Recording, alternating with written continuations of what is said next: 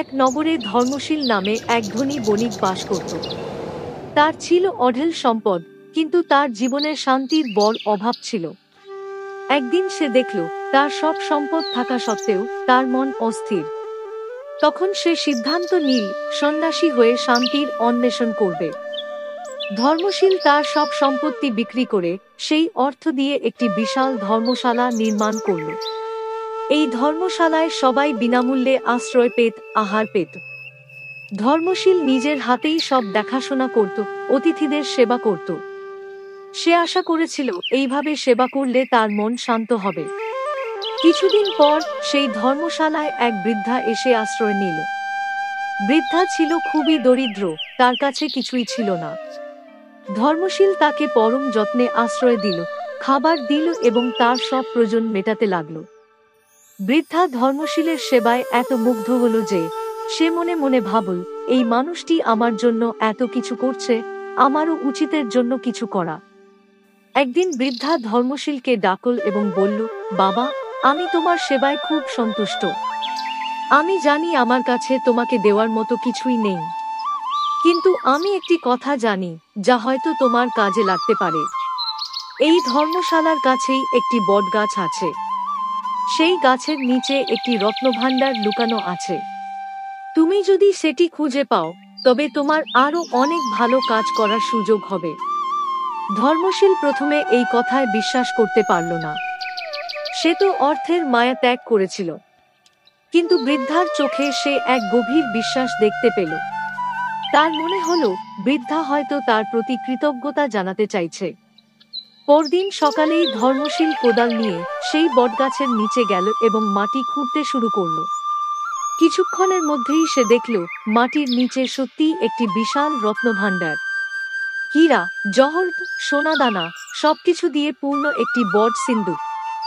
ধর্মশীল সিন্দুকটি নিয়ে ধর্মশালায় ফিরে এল এবং বৃদ্ধাকে সব খুলে বলল। বৃদ্ধা খুব খুশি হল এবং ধর্মশীলকে বলল, আমি জানতাম তুমি পাবে। এবার এই সম্পদ দিয়ে তুমি আরো বেশি মানুষের সেবা করতে পারবে। কিন্তু ধর্মশীলের মনে একটা প্রশ্ন উঁকি দিল। এই বৃদ্ধা এত বড় একটি গোপন রত্নভাণ্ডার সম্পর্কে জানত, অথচ নিজে তা ভোগ না করে তাকে কেন বলল? ধর্মশীল বৃদ্ধাকে জিজ্ঞেস করল, মা, আপনি এই রত্নভাণ্ডার সম্পর্কে জানতেন, অথচ নিজে তা গ্রহণ না করে আমাকে কেন বললেন? আপনার তো অনেক অভাব ছিল। বৃদ্ধা মুচকি হেসে বলল, বাবা, আমি তো আমার লোভ আগেই ত্যাগ করেছি। আমার যা প্রয়োজন তুমি তা পূরণ করছো। এই রত্নভাণ্ডার আমার কোনো কাজে লাগতো না, কিন্তু তুমি যে পরোপকারী, সেই সম্পদ তোমার হাতে থাকলে তা আরো অনেকের উপকারে আসবে। আমি শুধু তোমার সেবা দেখে তোমাকে বিশ্বাস করেছিলাম। বেতাল তার কাহিনী শেষ করে বিক্রমাদিত্যকে জিজ্ঞেস করল, হে রাজা, এখন তুমি বলো, এই বৃদ্ধা কি স্বার্থপর ছিল, নাকি ধর্মশীলই বোকা ছিল যে একজন সন্ন্যাসী হয়েও রত্নের পিছনে ছুটল? কে বেশি বিচক্ষণ ছিল, বৃদ্ধা নাকি ধর্মশীল, এবং কেন?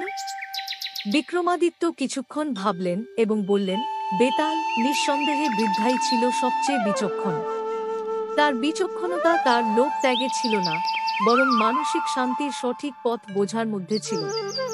সে জানত যে অর্থ তার শান্তি আনতে পারবে না, কিন্তু পরোপকারী ধর্মশীলের হাতে এই সম্পদ থাকলে তা আরও মহৎ কাজে লাগবে।